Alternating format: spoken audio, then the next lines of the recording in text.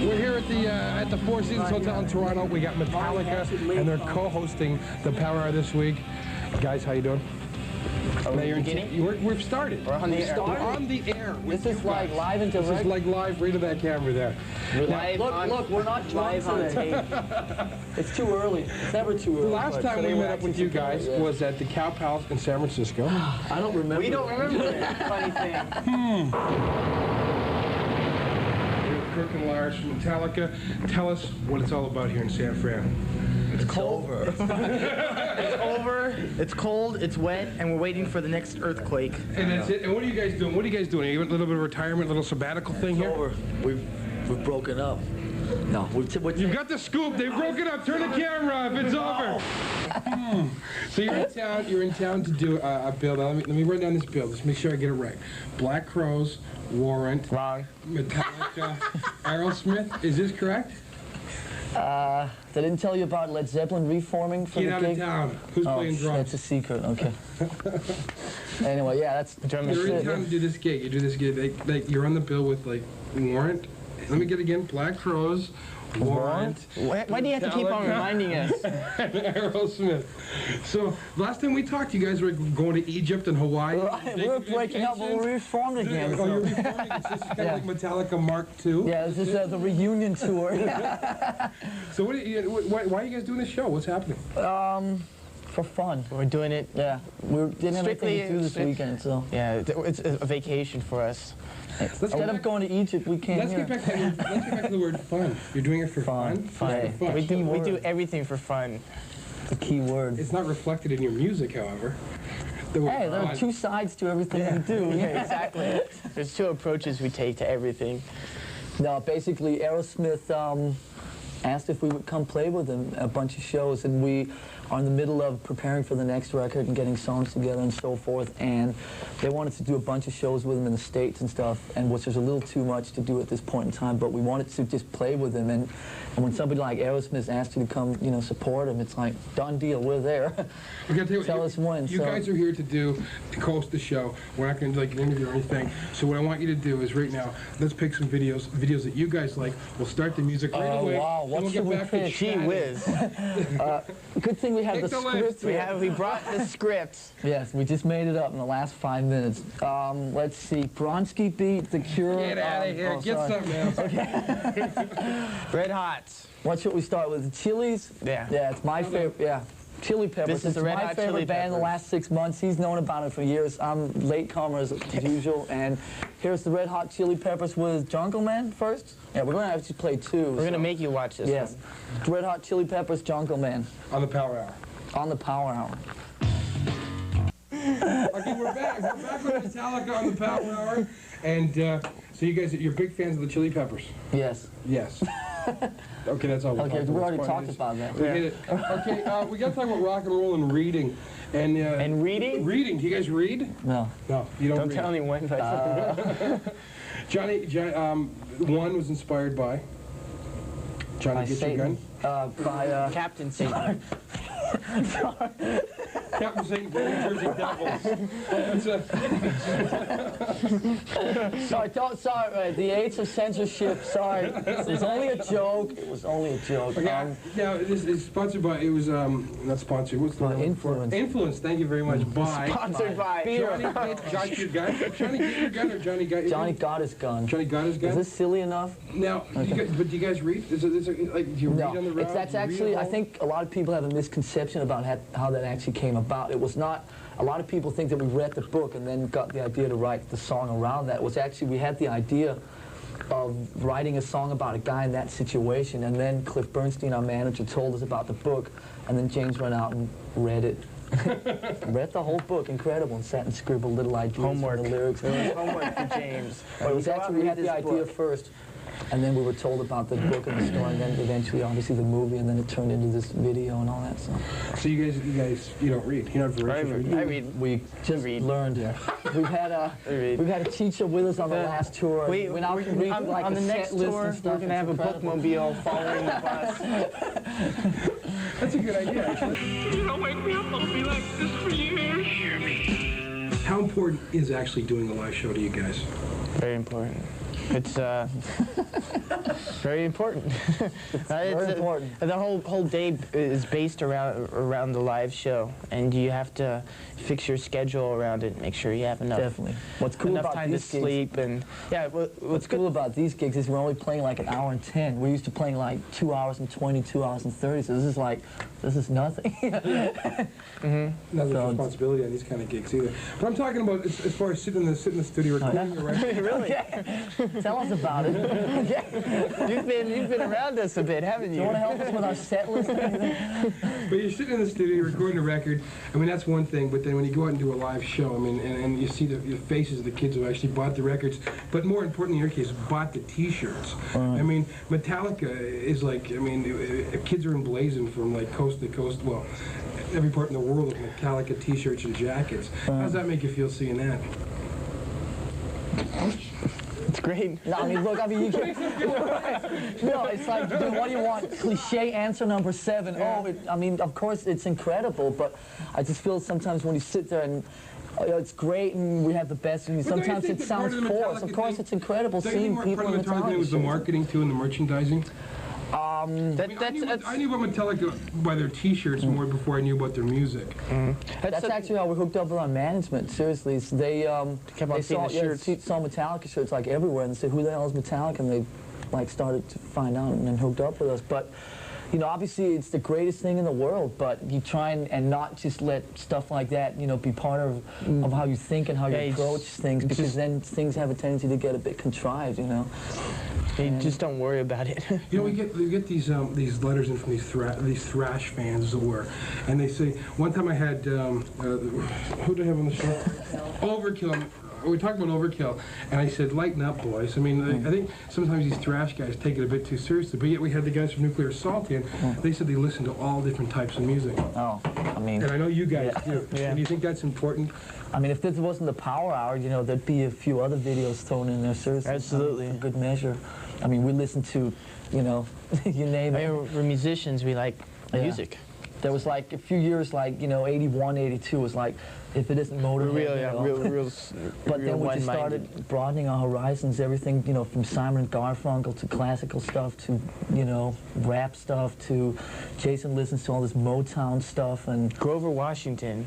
Yeah, it's like in the dressing room before we're about to go on stage, you're like Diana Ross's best hits, and it's like take the CD, stomp on it, and put some, you know. Yeah. Needless to say, we don't all agree on each other's personal we hardly taste. ever agree on anything, but in fact, we find each other putting on things just to annoy. Yeah, I'll put on, you know, Edie Brickell. James will put on what's those guys? I don't know. What are they called? Leibach. I'm a big Roy Orbison fan, which goes down. He puts Roy Orbison on after the gig when we're eating dinner. So it's like, let's throw in a couple of videos. Get that list. Come on. Get the list. Okay. What did we miss? There's the list of live over here. I think we should do, we're playing with these gentlemen here. Should we play one of them? Yeah. Aerosmith, one of the coolest bands in the known universe. So we're going to, Chip Away? Chip Away the Stone, good old stuff, and... Danzig. Danzig? The new Danzig video. I haven't seen it. Black Wings. No, I haven't. This is, so we're going to watch it with you. Yeah, we have no idea what this is like. I'm watching it here, too. Okay. Okay. You pulling off it? Yeah. Okay, we got to talk about rap music. Recently in, I guess it was Time magazine, they talked about, it wasn't Time, it was some magazine. They talked about how there's more, what am I trying to say, social conscious, more opinions coming out of rap music than, say, the heavy metal genre. Do you agree with that? Go ahead, agree. What was the question? Not particularly. I think that every different genre, whether it's, you know, metal or rap, they have, which is what I find really annoying about when these groups start targeting, you know, bands.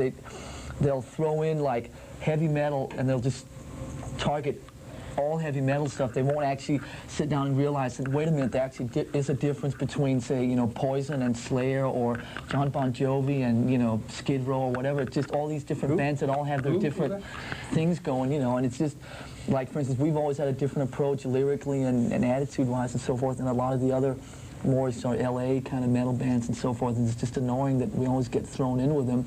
And the same way with the rap. I mean, with rap you have real commercial stuff, you know, like LL Cool J and MC Hammer and all that stuff. Then you have like the real street stuff, which is comparable aggressive. to like Slayer and stuff in attitude-wise, like NWA and Ice-T and Ice Cube and stuff like Public that. Enemy. And the reason I'm wearing this T-shirt is because it's the only clean one left. But I do also happen to like this record a lot. But We're talking to I mean, Vince Neil about how they're going to. There's a movement underway in the U.S. about you know how movies have PG ratings and X ratings and R ratings, stuff like that. Right. How they're going to maybe start doing that. How do you feel about that?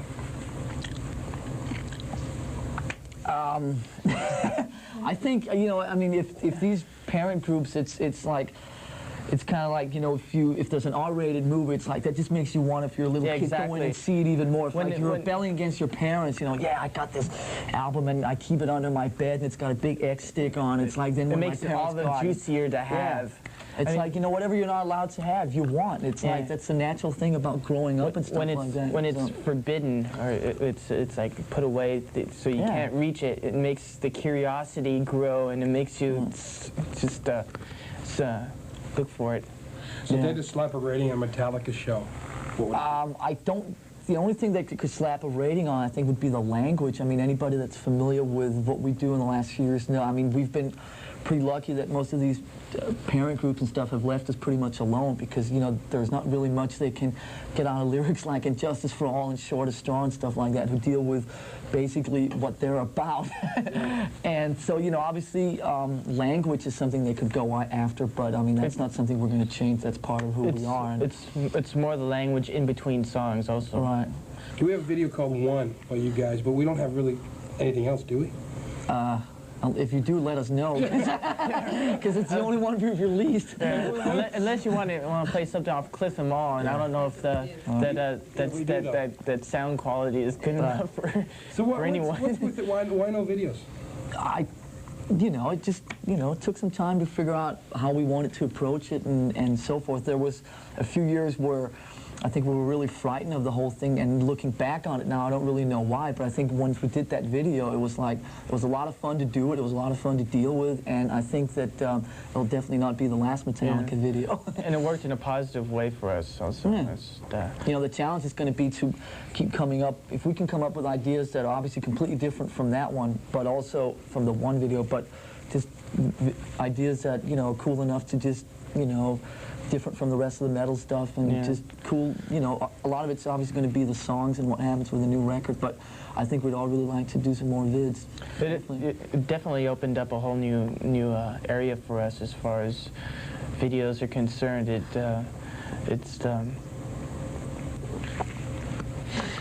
We're going to do some more. Let's play some at this point. Kirk just woke up. Play some at this point. Okay, the list of live. Let's see. What do we haven't played AC and what else? Motorhead? Yeah, let's play some Motorhead. Old AC/DC with Bon Scott. Bon Scott is like the coolest guy who ever lived on this planet. And our tour manager used to room with him. We hear some great stories about him. Ian. Yeah, where is he?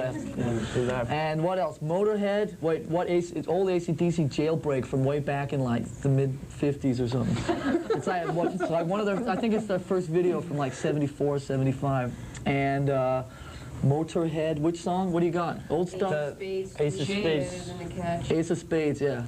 Ace of Spades. Ace of Spades. It's like the classic song Motorhead ever did. You guys say welcome back to the Pepsi Power. What's happening? Welcome back to what? The Power Hour. Power Hour. I thought you said Pepsi? Well, you can put that in. The Pepsi Power I drink Hour. Coke. Welcome back to the welcome back to the Pepsi Power Hour. We're Lars and I'm Kirk, and this I'm is Dan. Bob. Yeah, call me Bob today. I'll be Bob today.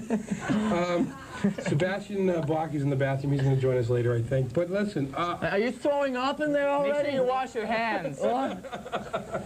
So He's already throwing up. It's only 2 o'clock in the afternoon. You know, you can't take him anywhere. have you guys thought about the new record? The next album?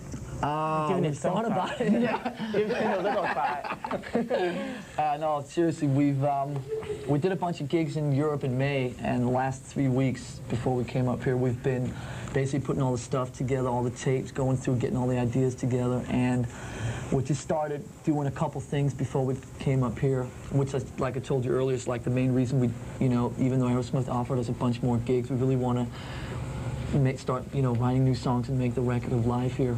And so basically we're rolling on it. Should hopefully be in the studio by October, and it hopefully should be out in the streets of Canada by, should we say, dare we say April? April '91. Any titles? Knock on wood. Any titles? Metallica 5? Is it our 5th album already? Yeah, that's the working title.